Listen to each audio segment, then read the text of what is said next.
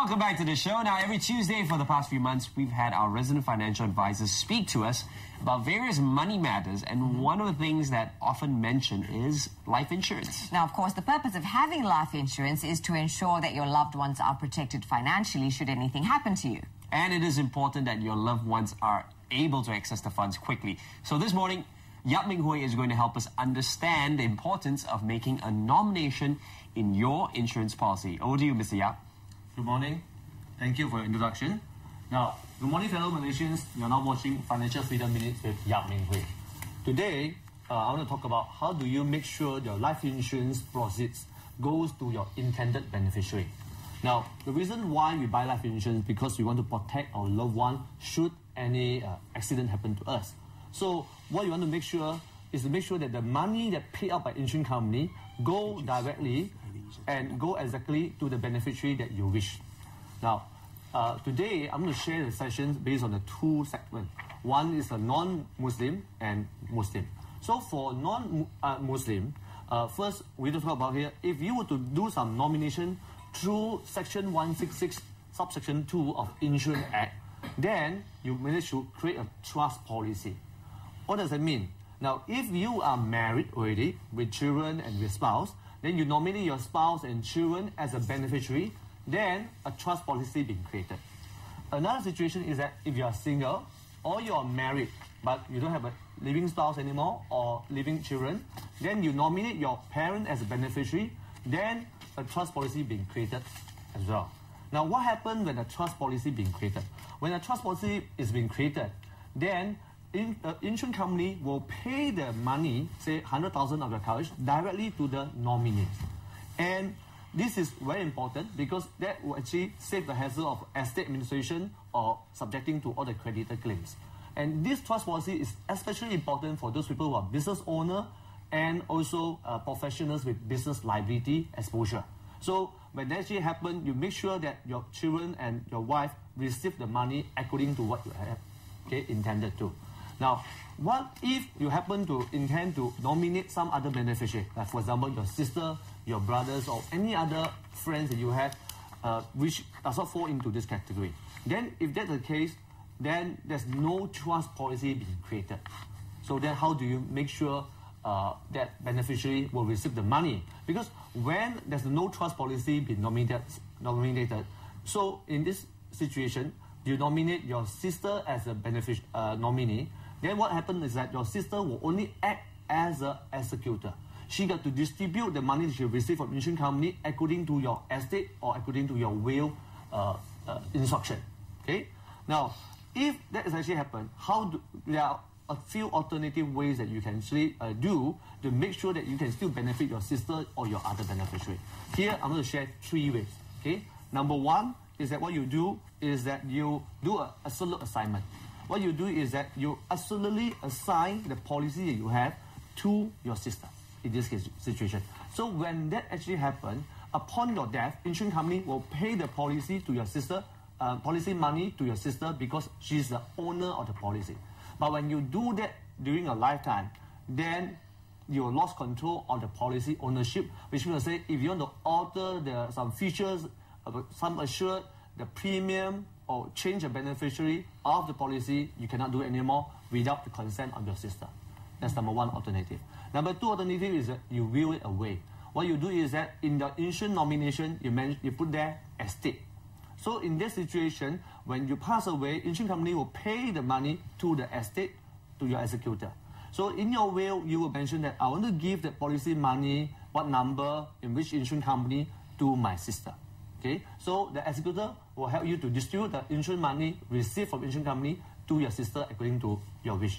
Now, but the problem of doing this is that you will subject your insurance money to all the estate administration, which may take 1 year or 2 years. And number 2, you're also subject to all the creditor claims, including income tax and all the bank that may be looking after your money. Then, third way for you to actually make sure the money goes to the intended beneficiary like your sister is to use a private trust. What you do is that you actually do a absolute assignment of the policy to a private trustee, like backed by the bank or kind of trustee. When you do that, you have a trust deed with the private trustee company, and you will say that this policy will go to my sister should an event actually happen to me. So when the trustee receives the money from insurance company, they distribute the money to your sister according to your wish. The only setback about doing this option is that you may actually incur some professional fee to do that, but I would say it will just justify if that's your true intention of benefiting your sister or any other beneficiary other than the trust beneficiary. Now, last but not least, I want to share how does actually a Muslim nominate their insurance policy and things like that. Now, for Muslim, when you actually do a nomination, the policy money will go to the intended nominee. But the intended nominee will not be able to benefit directly from the money because the intended nominee that you nominated can only act as an executor. So this nominee, whichever, whether it's your wife, your son, whoever the parents be nominated, must distribute the money they receive according to the Sharia law or far right distribution. So if you want to actually benefit someone which is actually not inside the far right distribution, say for example your friends or whosoever, then what you can do is that you can nominate and up to 1/3 of your share to this nomination using your will. Okay, so this is what I have shared today about how do you make sure you do a proper nomination for life insurance so that the money of life insurance policy they will pay so many months, so many years go to your intended beneficiary. So always remember, smarter you, smarter money management. Over back to you, Joanne and Hanson. Thank you, Mr. Yap. Yeah. Always very informative. But we do have a couple of questions. First of all, is a trust created if you nominate a parent when you're married with, and you have a spouse and your children, you don't nominate them? Yeah, this is a very good question because a lot of people got confused about this part. What happens is that if you are single, then you nominate your parents as a beneficiary. Then there's a trust policy will be created. The moment you pass away, when you're single, then the money will be paid directly to your parents. No question about that. But the question is that what happens if you're already married and you still nominate your parents as a beneficiary? Then in this case, a trust will not be created. Why is that? Now, because the law, sections 166 subsection 2 of Insurance Act says that if you are already married, you got wife, you got children, then only when you nominate your wife and your children as a beneficiary, then a trust policy is created. Any other person, your good friends, your sisters, even your parents, if you nominate, they will actually only act as a executor. Right. So they will distribute the money according to the will. So if they act as an executor, where does this money go to? Is it a predetermined amount determined by you when you sign your insurance policy, or is it according to some kind of law? Yeah. So if actually the parents only act as an executor, then the money will be paid to the estate. Right. Actually, you say your parents receive the money have to pass to an executor of your full estate. Right. Okay. Right. So then, depending on your provisions, inside your estate to say that how do I distribute this cash? I got things like that. So it will be distributed together. That I see. Right. If you don't have a will, now if you don't have a will, the parents got to distribute the money according to the Distribution Act. Right. Okay. So, yeah. What about the number of people you can nominate? Can you just nominate one, or can you nominate more than one person? Yeah, actually you can actually nominate up more than one person. You can make it 2% or 3%, and you can specify the kind of percentage you each receive. Right. Yeah. Right. Then actually it's quite flexible.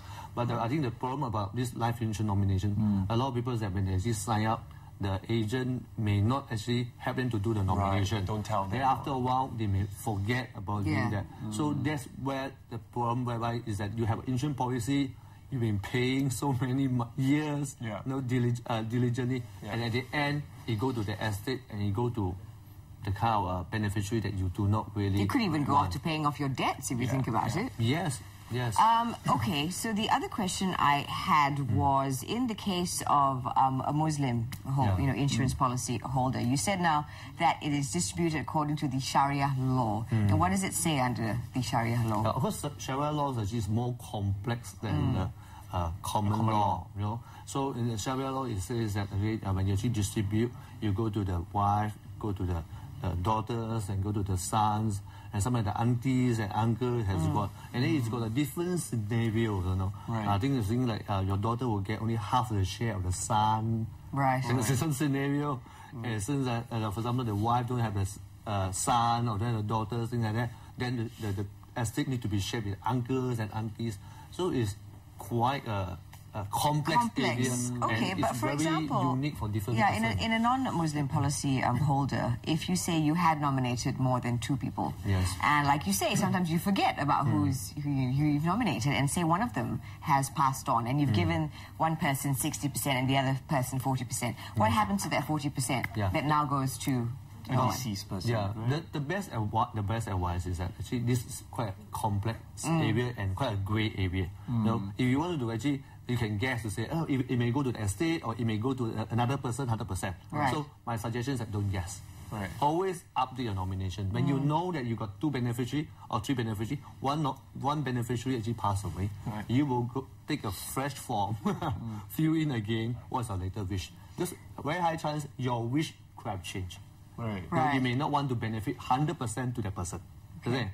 So my idea is always update your nomination as and when you go along in life. Yeah. Just being Monica Geller here, but you know, in your insurance policy, is it possible to add, like, for example, an appendix that states, you know, for example, if nominee number 2 passes away, then this percentage goes to nominee 1. Is it possible to add additional clauses to your own insurance policy? Yeah, of course, the nomination form for different insurance companies normally varies. Right. Okay, but most of the times most common situation, we don't see there's an appendix for this layer, nobody reads the second fine layer, third print. layer. You know? Yeah. Because it's so fine, it's so hard to read. Yes. That's also one of the So I would say it normally is not a standard procedure for insurance company to actually adapt or address this concern. The best way to do this again is put inside your will. Right. No? You they say, I nominated so and so to become the beneficiary for my life insurance policy. But should this policy fail, the nominee is not there, then I put in a will as a substitute. Okay, actually, you know, to make sure that there's a beneficiary. This brings a certain scenario in my head. But so what if you have a conflicting sort of nomination? Say in your nomination in your insurance you nominate someone, but then somehow in your will you nominate someone else. Yes. So if there's a conflict there, who trumps who? Does the will trump the nomination under the insurance policy, or vice versa? Well, this is another very important question. A lot of people got confused about that, you know, because after a while they forget what they have done here, what they've done here, things like that. So now, what actually happens is that if you were to actually do nomination in your nomination form by the insurance company, say for example, this policy go to my wife and then you are married. Yeah. So that one actually would actually supersede whatever you write inside the will. Because when you actually do a nomination in such a way, a trust being created is a very powerful nomination. Okay. No? Okay. So that's why I say, if you are married, you nominate your wife and your children as a beneficiary, so that one will supersede everything else. No? If you are single, you nominate your parents as a beneficiary, that will supersede everything. Just so I didn't answer your question completely, why is that so? So in a way, the legislator tried to actually improve the Insurance Act. No? Somewhere in the 90s, I think they amended the Act in such a way to say that just in case you forget to do anything like that at least when you nominate wife, children, you know, when you're married, these people is always protected. When you accidentally nominate someone else other than that, these people only act as executors. So you still go back to them. So you can see the intention of the legislature. So here's a strange question for you, Mr. Yap, and I know it's lingering in the back of our heads, so I'm going to ask it anyway. Say, for example, if you're single, and we all sometimes read in the papers about how the 79-year-old woman has left her $1 million, $1 billion estate to her cat. Is that possible in Malaysia? Yeah. In Malaysia, so far, we have not done a case like this before. And I have not seen, because when we actually fill in the nomination form for the insurance company, we're actually always required to put in the IC number, the name of the person. So in the case when you nominate a cat, I really do not know how to fill up the form. So I would say so far, I've not seen a situation like that. If you ever want to benefit the cat or the dog, I would strongly suggest you to look for a very specialized professional to make sure that can be done. Otherwise, you simply put in the nomination form, thinking that it will work, but I'm afraid I'm going to disappoint you. Then your cat You have to act only as an executor There we to go. your money. And how would you know that cat is known as, like, if you call it Bob or something? Yeah. Then in the form you write Bob, and who's going to know, right? They can't be for sure Yes. that, okay, Bob is a cat. Yeah, Unless the you biggest challenge for the legal professional is to identify the true identity of what you mean by Bob. Okay?